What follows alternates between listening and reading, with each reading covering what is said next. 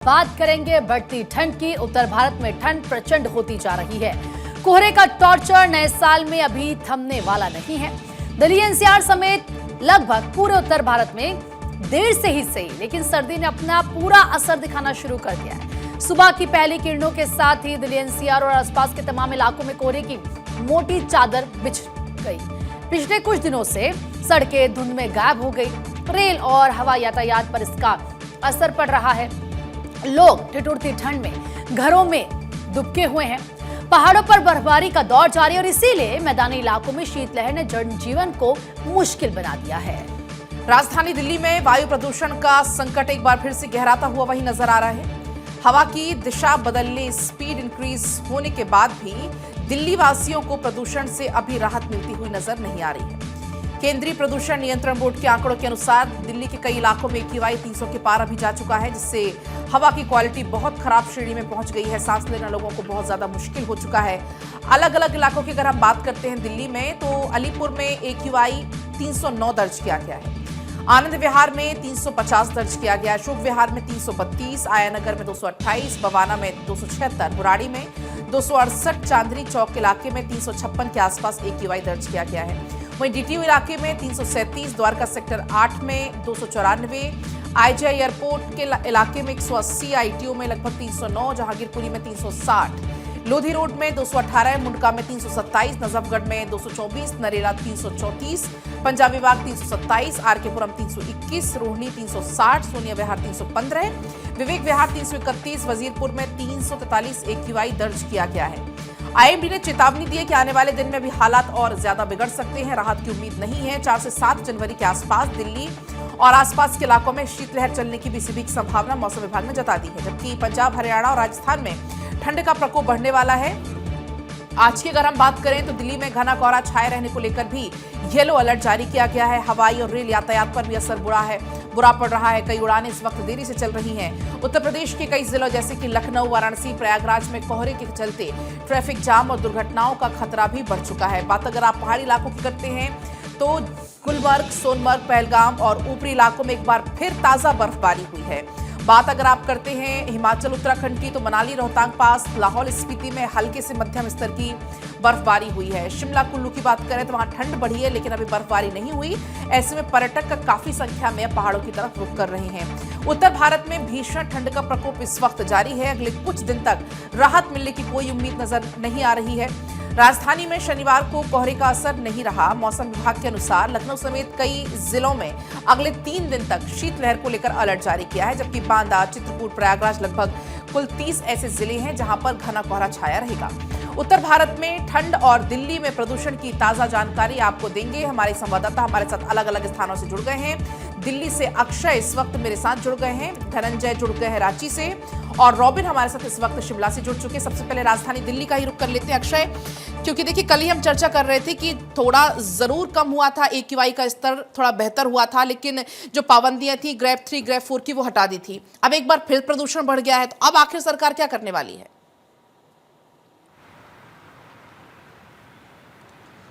और देखिए दिल्ली सरकार का अब क्या ही कहा जाए। सबसे पहले ही लोगों ने कहा था कि ग्रेड 3 और ग्रेड 4 को हटाने की ज़रूरत नहीं है, लेकिन फिलहाल सरकार ने वो प्रतिबंध हटा लिए। अब कोशिश ये की जा रही है कि किसी तरह से कंट्रोल किया जाए, लेकिन जब गाड़ी का जो वाहनों का जो मूवमेंट होगा वो दिल्ली में होगा तो निश्चित रूप से बहुत दिक्कत होगा। थोड़ा इको पलक आ रहा है, वो देखिएगा सुधर जाए तो। और सबसे बड़ी बात यह है कि ज़िंदगी कैसे पटरी पर चलेगी, ये सबसे ज़्यादा महत्वपूर्ण है। सबसे बड़ी बात यह है कि AQI लेवल लगातार 350 के आसपास बना हुआ है और आउटर दिल्ली में स्थिति और गंभीर है।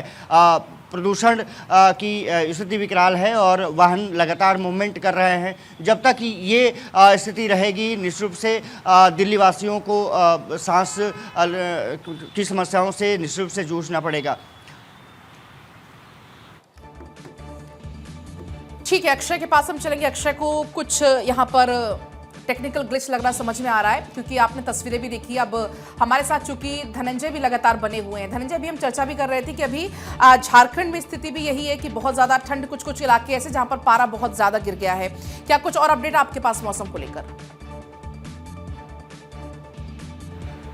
पलक देखिए तकरीबन 14 ऐसे ज़िले हैं जहां पे तापमान में काफ़ी गिरावट आई है और लगभग 4 दिनों तक ऐसे कमोबेश रहेगी। चाहे रांची की बात करें, गुमला, पलामू, लातेहार, साहिबगंज, लोहरदगा, एक तमाम ज़िले है जहाँ पे तापमान में लगातार गिरावट आ रही है और ठंड काफ़ी ज़्यादा है। शीतलहर के कारण लोगों को काफ़ी ठंड का एहसास हो रहा है, जिसके कारण लोगों को दिनचर्या में काफ़ी बदलाव करना पड़ा। ये कमोबेश अभी लगातार ऐसे ही जारी रहेगा। 4 से 5 दिनों में रांची का तापमान की अगर बात की जाए तो 7 से 8 डिग्री का तापमान रहता है। लेकिन कांके का इलाका है जो काफ़ी सर्द रहता है, 5-5.5 डिग्री के आसपास तापमान कल बीते दिन का था।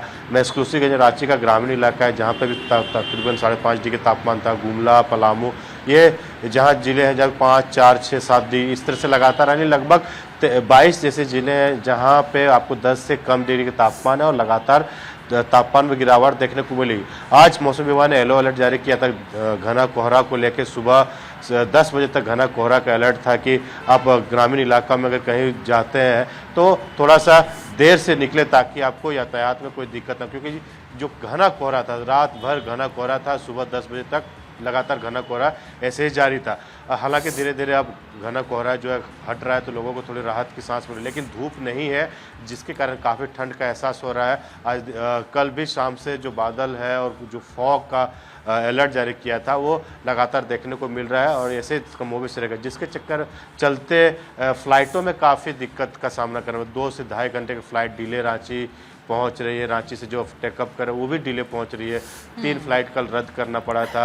और रेलवे की अगर बात की जाए पलक तो लगभग 8 से 9 घंटे ट्रेनें लेट आ रही है। जो दिल्ली हो, पंजाब हो या फिर दूसरे प्रदेशों से जो ट्रेनें दूर से आती है वो लगभग 5 से 8 घंटे की देरी से पहुंच रही है। तो लोगों को काफ़ी दिक्कत का सामना करना पड़ रहा है।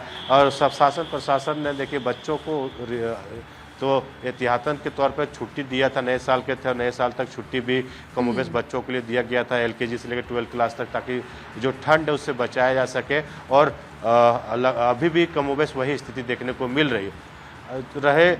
अलाव की व्यवस्था तो शासन प्रशासन ने चौक चौराहों पर अलाव की व्यवस्था की है, जहाँ पे लोगों को राहत थोड़ी सी दिलाया जा सके। जो बाहर में रहते हैं वो अलाव के पास बैठ के थोड़ा सा ठंड से बचाया जा सके, और जिनके पास घर नहीं है शीतलहर के चलते जनजीवन पूरा इस वक्त अस्त व्यस्त है। एक बार रॉबिन का रुख करते हैं। रॉबिन, क्योंकि हिमाचल के कई ऊपरी इलाकों में तो लगातार बर्फबारी हो रही है, शिमला वालों को कितना इंतजार करना पड़ेगा? क्या कोई उम्मीद बर्फबारी को लेकर? इस हफ्ते तो कोई उम्मीद नजर नहीं आ रही है और मौसम विज्ञान केंद्र ने मौसम साफ रहने का अनुमान जताया है। लेकिन अभी शिमला की बात करें तो चटक धूप जरूर खिली हुई है, लेकिन ये नहीं है कि सर्द हवा अभी भी महसूस की जा रही है। ऊपरी इलाकों में बर्फबारी के बाद लगातार जो तापमान है उसमें भी वो भी घटता हुआ नजर आया है। और इसके अलावा अब जो है पूरे प्रदेश में शीतलहर का असर है और ये जो असर है ये अगले 1 हफ्ते तक बने रहने की उम्मीद मौसम विज्ञान केंद्र ने जताई है। बहरहाल इसका जो असर है वो तमाम प्रदेश पर पड़ रहा है। खासतौर पर निचले इलाकों में तापमान में भारी गिरावट आई है। बात हमीरपुर, ऊना और सिरमौर जैसे जिलों की करे, सोलन जैसे जिलों की करे, यहाँ पर सुबह और शाम के वक्त फॉग तो कोहरा तो लोगों को परेशान कर ही रहा है। लेकिन इसके साथ अब जो शीतलहर का असर हिमाचल प्रदेश में हो रहा है उसके चलते इन इलाकों में जो तापमान है उसमें 5 से 8 डिग्री की गिरावट रिकॉर्ड की जा रही है। शाम के तापमान कई जगह पर नीचे चले गए हैं, 0 के आसपास और 0 से नीचे जो है रिकॉर्ड किए जा रहे हैं। तो ऐसे में ठंड अब लोगों को ज़्यादा परेशान कर रही है हिमाचल प्रदेश में। और देखिए मौसम लगातार परिवर्तन हो रहा है हिमाचल प्रदेश में। जो अब मौसम परिवर्तन का असर है वो सबसे ज़्यादा देखने को मिला है। हमने देखा कि बरसात के दौरान भारी बारिश हिमाचल प्रदेश में हुई और अब दिसंबर से लगातार उम्मीद की जा रही थी कि बारिश और बर्फबारी हिमाचल प्रदेश में हो, लेकिन उसमें अभी तक उतनी बारिश और उतनी बर्फबारी हिमाचल प्रदेश में नहीं रिकॉर्ड की गई है जिसकी उम्मीद की जा रही थी या जिसकी जरूरत हिमाचल प्रदेश को है बागवानी के नजरिए से और इसके अलावा पर्यटन के नजरिए से। देखिए हिमाचल प्रदेश को फ्रूट बास्केट ऑफ इंडिया कहा जाता है, फल उत्पादन बहुत होता है। तो ऐसे में फलों के उत्पादन के लिए चिलिंग आवर्स पूरे करने हैं, इसके अलावा जमीन में जरूरी नमी आवश्यक है और तमाम जो चीजों की पूर्ति है वो बारिश और बर्फबारी से होनी थी, लेकिन अभी तक उस बारिश और बर्फबारी का इंतजार बरकरार है। ये इंतजार लंबा होता जा रहा है। और अब आने वाले समय में अगर ये लेट बारिश और बर्फबारी हिमाचल प्रदेश में हुई तो बागवानी को ये ज्यादा नुकसान करेगी, हालांकि पर्यटन कारोबार को इससे फायदा जरूर होगा। तो ऐसे में हिमाचल प्रदेश के लिए स्थिति बहुत चिंताजनक भी है कि लगातार जो देरी हिमाचल प्रदेश में बारिश और बर्फबारी में हो रही है। बिल्कुल बहरहाल आने वाले बर्फबारी समय सिर्फ के लिए आनंद इंतजार की करना होगा। वस्तु जी। नहीं हिमाचल प्रदेश